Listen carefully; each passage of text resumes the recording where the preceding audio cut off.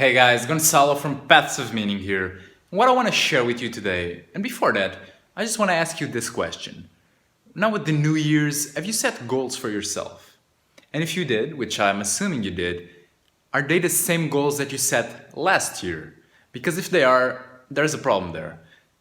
There's a problem in planning and in following the plan. Because if the goals are the same, that means you haven't achieved the goal itself. And if you haven't achieved it and you're going into it with the same plan, then results are going to be the same. So what I want to show you today is how to set a better plan, a better approach, a better mindset so that you can actually get there. Now, if that sounds like the thing for you, follow me while I go into the laptop to draw all of this for you. All right, guys, now that we're here in the laptop and you're seeing this wacky ass drawing, I just want to explain everything to you. And this is going to be kind of our method to show you the wrong approach. Now, if you look here, there's a W and an L. That'll be for weight loss. And here there's a kind of a clock. It's going to be for time. So horizontal is time, vertical is weight loss. And this would be what someone that wants to lose weight kind of would be looking at. So let's imagine the final goal is right here, 30. You want 30.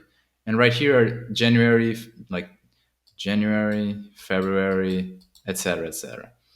What most people think will happen would be something along these lines where, okay, let me just align all this. So you want to reach there and you think it's going to be like this, like straight line to success. January you lose 2.5, then in February you lose 5, then in 10 you'd be like midway, and then 20 would be around there, and then you'd reach it, kind of thing. So that every month you'd lose the same thing. It would be a very straight line way to success.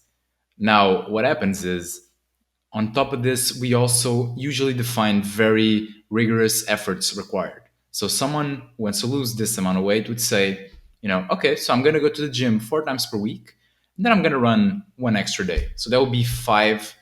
It's like 5 days of exercise per week. But what happens if you don't exercise currently? And now it's the New Year's and you decide, oh, I'm going to start working out.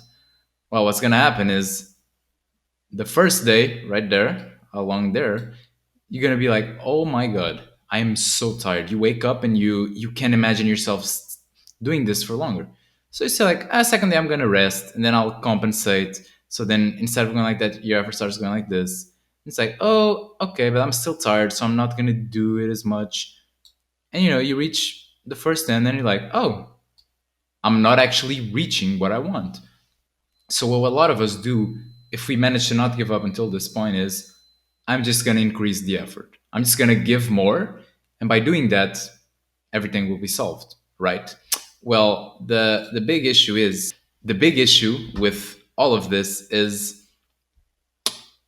if you weren't able to put the effort until there, what makes you think that now in February just going to increase and you're like, yep, I'm going to reach there, and then you're going to be on track again, kind of thing?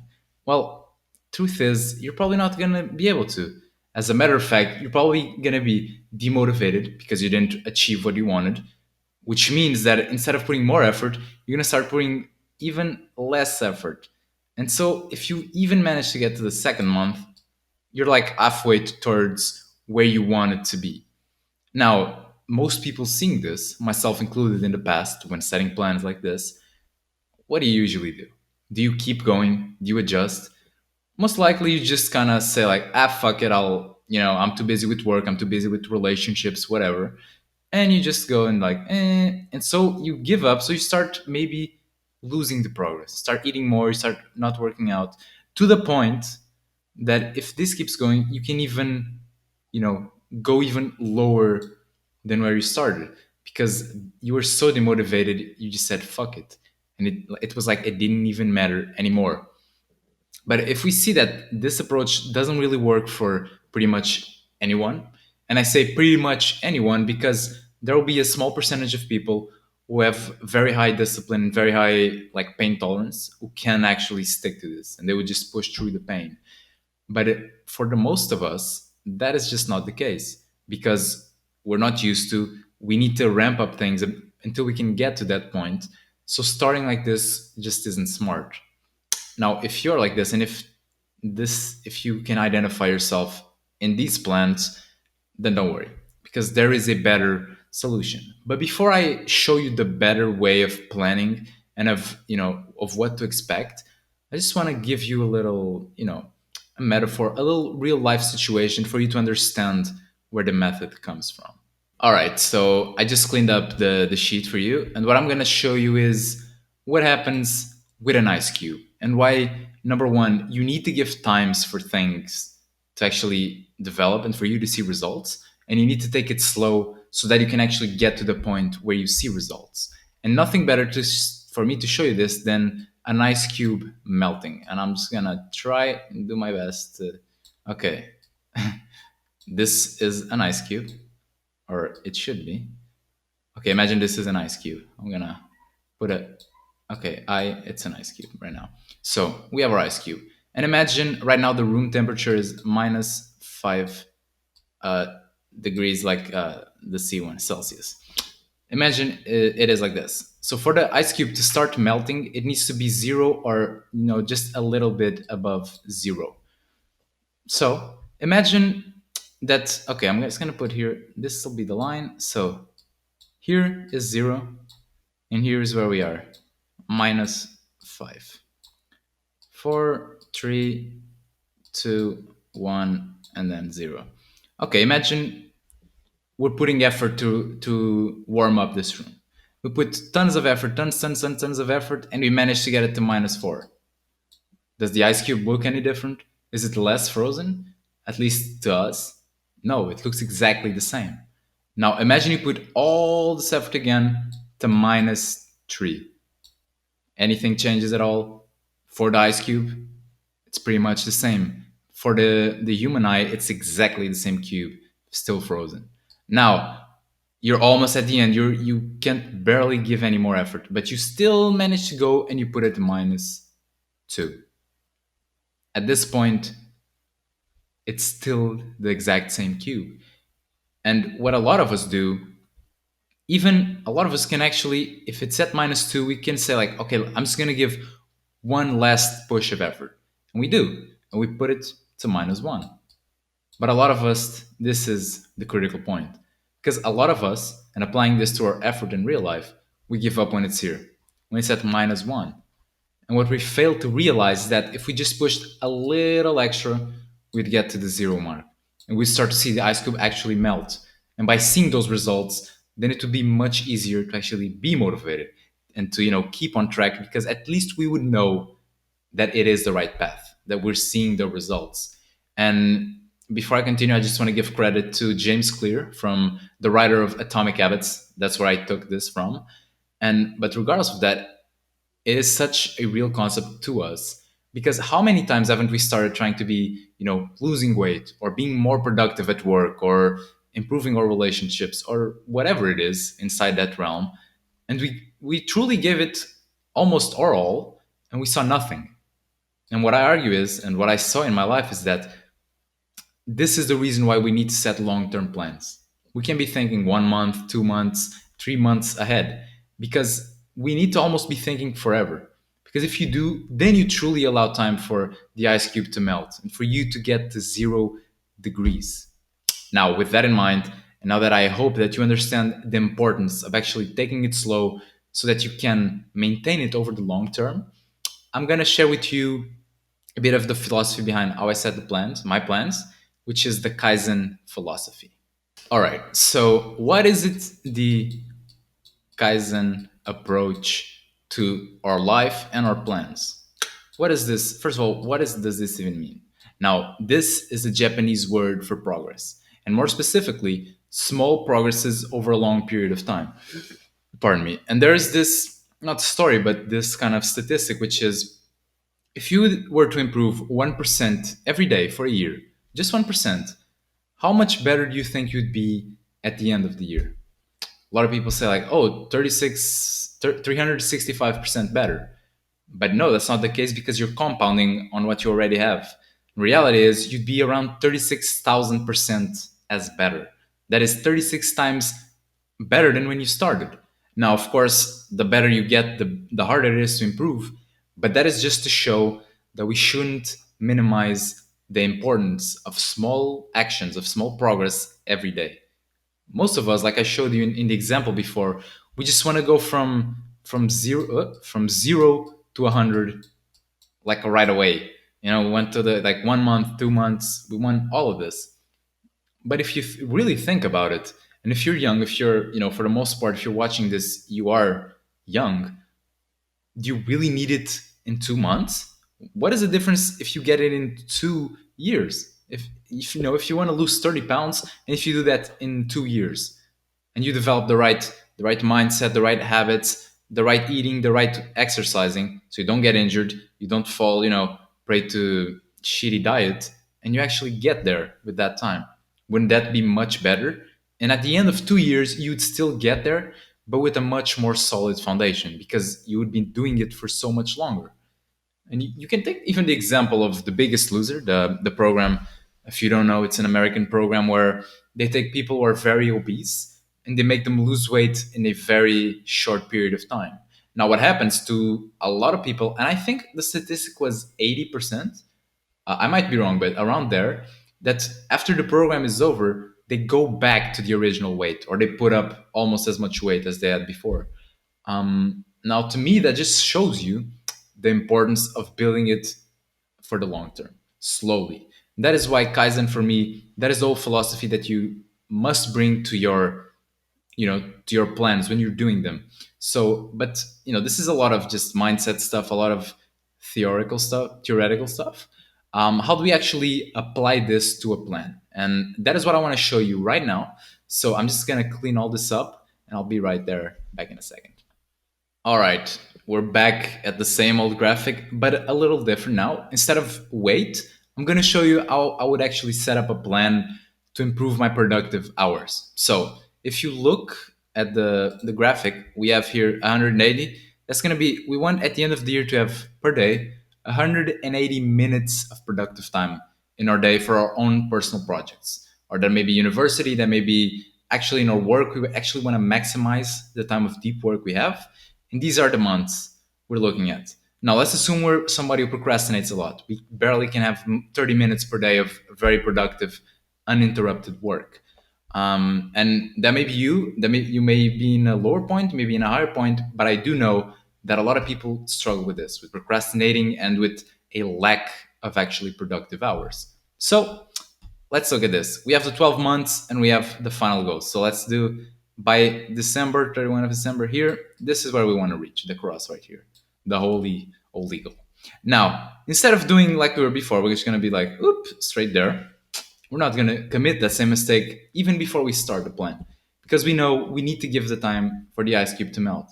So a lot of times what would happen is it will look something more along these lines right here. Okay, that would even be drastic because you wouldn't do this big of an increment in this short period of time.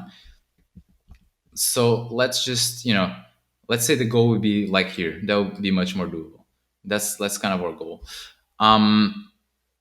See, the reason why this would be much better is because we're taking the ice cube approach. So we know that at some point, because, and you'll notice this, if you're focused for 1 hour, it's much easier to just keep going, to just go, oh, I'll just work 2 or even 3. At some point, it's easier to keep going.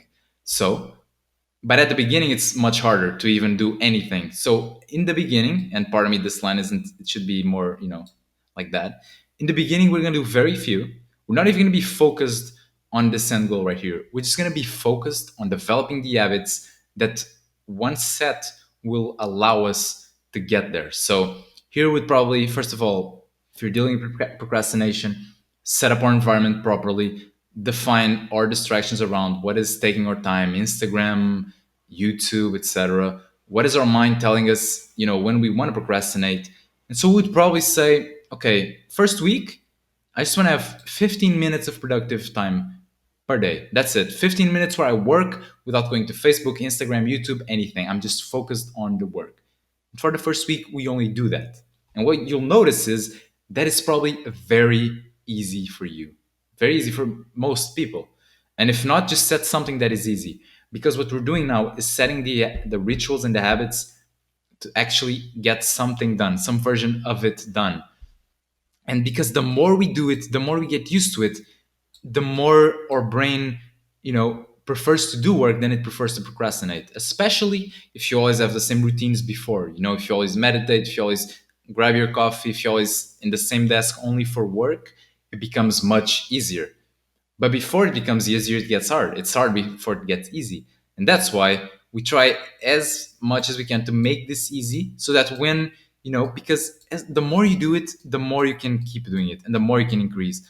And usually there's a point called the break point, which you realize that even if you say, I'm going to do 1 hour only, you realize, but I want to keep going. I just want to keep doing more because number one, I'm so focused on this. And then number two, I see the results of it, which then allows us to maximize it completely and to kind of do this final sprint towards our goal. And if your goal is a worthy one, you don't even need to limit yourself to, like one year. You can, keep going. And of course, you're never going to be able to, there's a limit to anyone, but at some point what you then become better at is planning. And how do you make these 3 hours of work per day be more productive than they already are? How do you focus on the right things? But at the end of the day, it boils down to, in the beginning of all this, you're just setting the habits. You're not focused on the actual result itself. And this will work more for some things than others. For example, the gym, because you're shaping your body, it's something that even when you're very set, you need to give it its time, as with pretty much anything. But once you have the habits and you can keep going, and you know that even in the days when you're not motivated, you can go and do it, then it's just a matter of time. And that's to know that it's just a matter of time until you get there. It's very relieving. A lot of the anxiety goes away once you get that tiny taste of the ice cube melting away a little bit. All right, you gotta. Okay. Now, of course, this is just the first step. Even if probably not even the first step, because usually you kind of have to identify what you want, what are the habits stopping you from getting there, and then only then you do your plan. Now, I hope this helped you a little bit, but before you go, there's just one more thing I want to share with you. If you're committed and if procrastination is truly something you struggle with, then I have something that might interest you. Because I recently just opened my self discipline mentoring, and where I go with you, take you by the hand in a tailor made system to you, one on one, where over the course of 10 weeks, I'm going to give you the methods, the systems, and the training, the accountability to go from identifying your bad habits, setting your plan to destroy them, and then finally setting a plan and accomplishing it towards your goal. So, this is a full system, one on one, step by step, where I take you by the hand towards you being a much more productive individual. If this is something that interests you, and I'm gonna drop a link. If this is something that interests you, and you click on the link below, and it's still available, the page is still available. That means there are some spots left. Now, because this is one on one, and I have to be with you on a call, and in during that call, I'm only with you. There's limited spots available. As of right now, I still have 5 spots open for you to come and take it. This is first come, first served. So, what I recommend is you click on the link below if this interests you. Then you're going to go to a page where I give you all the information. I suggest you read through all of that, scroll through the bottom, and at the bottom, you'll see a button for you to apply. Once you apply, you click on the button, you'll be taken to a form where you have to put your name, your age, where you struggle the most with this procrastination. And then after, you submit and you book a call with me. In this call, I'm gonna see if the program is really right for you, and if it is, how am I gonna customize it to you so that we can go ahead and put you on the path to achieve your 2020 goals. And I only ask you that you do it if if you're really committed to your goals. This is, you need to invest time and money for this. So I'm only looking for individuals who can actually commit to a plan and who can actually get things done. If that is you, go ahead, click the link below, and I'll see you in the next video. Bye bye.